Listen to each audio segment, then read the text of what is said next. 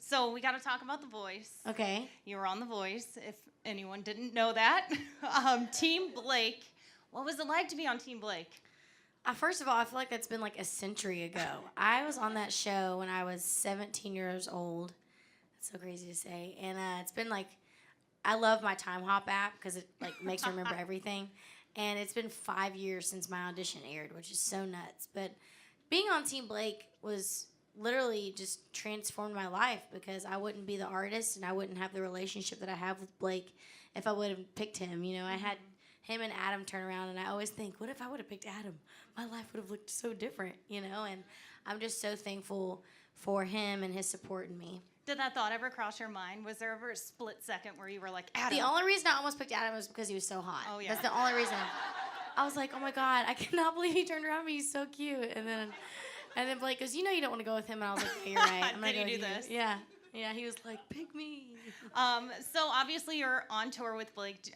I'm going to ask the question, but I'm figuring it's already a yes. Do you still consider him a mentor of sorts? Oh, my gosh, of course. He's more like family to me now. I mean, I've known him for 5 years. But he's so awesome. He's just one of the – what you see on TV is what you see in person. Like, he's the most amazing person. Will make you feel so comfortable. And, you know, it's so crazy because I'll, like, bring family around him, and he never wants to talk about himself. Like, he's always asking, like, the first time he met my dad, he was like, so what do you do, Mary? Like, he was just, like, asking my dad about what he did, and it made my dad feel like $1 million. And that's a true person. Like, he's such an awesome person. Like, he just wants to get to know anybody he meets and cares about other people rather than himself. And I think that that's something that any artist and any person can take away. Awesome. So let's talk about Love Triangle, your latest single. And if you guys didn't know, on your chair there's a download card here, so it'll take you right to the song. It's such an emotional song. The first time I heard it, I cried. And every time after that as well. It's about being vulnerable and sharing a story that I personally, and I think a lot of others can relate to. So I'm just kind of curious, what made you decide to tell that story? So when I had like a really long day. I just moved to Nashville. I was 18 years old, just got off The Voice, and it was the summer that I turned 18. And I was writing every day, Monday through Friday. And anyway, so I was headed to a writing session, just woke up, and I woke up to all these text messages, like a group text message of my mom and dad just going at it. They were just so irritated with each other that day. And it just made me really upset, and I was like, you know what, I'm just going to cancel my write today. I'm going to hang out at the house and just take the day off. And something inside me was like, no, Rae, you're going to go write a good song, and you're going to get through this. And I was like, you know what, I am. So then I had a little self-talk with myself, got in my truck, and then drove to my writing session. And I got there, and I was riding with two of my best friends, and we started talking about the day, and I just started venting about my parents and what it feels like to be a kid always stuck in the middle, and how you love your parents so much and you want to respect them, but also you feel like you should be a little bit respected too. And then I was like, all right, but let's just write a happy song. Like, I don't want to talk about myself anymore. And so then I started going through my song titles, and I said Love Triangle. I was like, I've been wanting to write this song Love Triangle for a while. And it was crazy because right when I said Love Triangle, and after just telling the story of growing up as a kid of divorce, we all just looked at each other and we all got the same idea at the same time. And we wrote this song in like an hour and a half. It was so crazy fast how fast we wrote this song.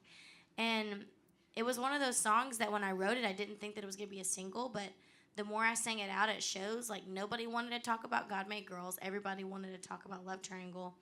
And it was just really special because really the fans and y'all helped me pick this song, so thank you for that.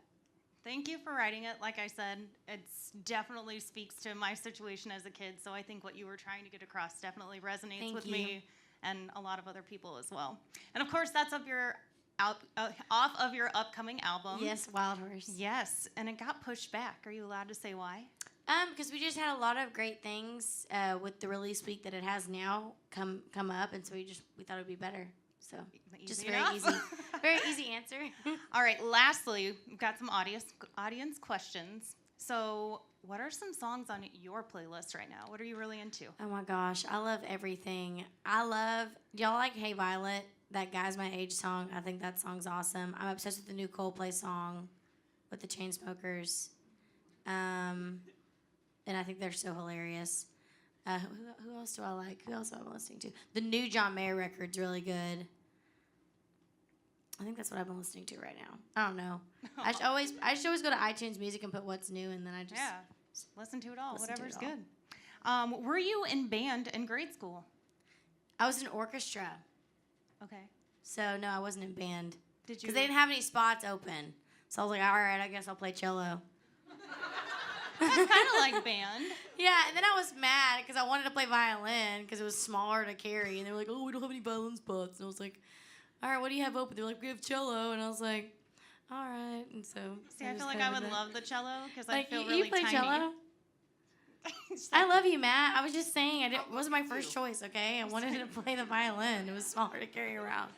Can you still play a tune on the cello at all? I don't think I could, but when I played in 6th grade for 1 year, and I was first chair in my little class of 2 people, okay? And if I didn't beat out the other guy, I would have been really bad because he was awful.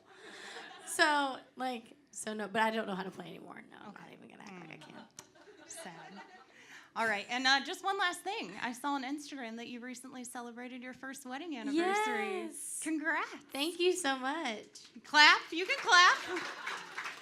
How was the first year of married life? It has been awesome. Josh is like the coolest, hottest, funnest person to be married to. I would hope so. I've known him since I was 18 years old. What? I said I would hope so. I know, right? Yeah, he's awesome.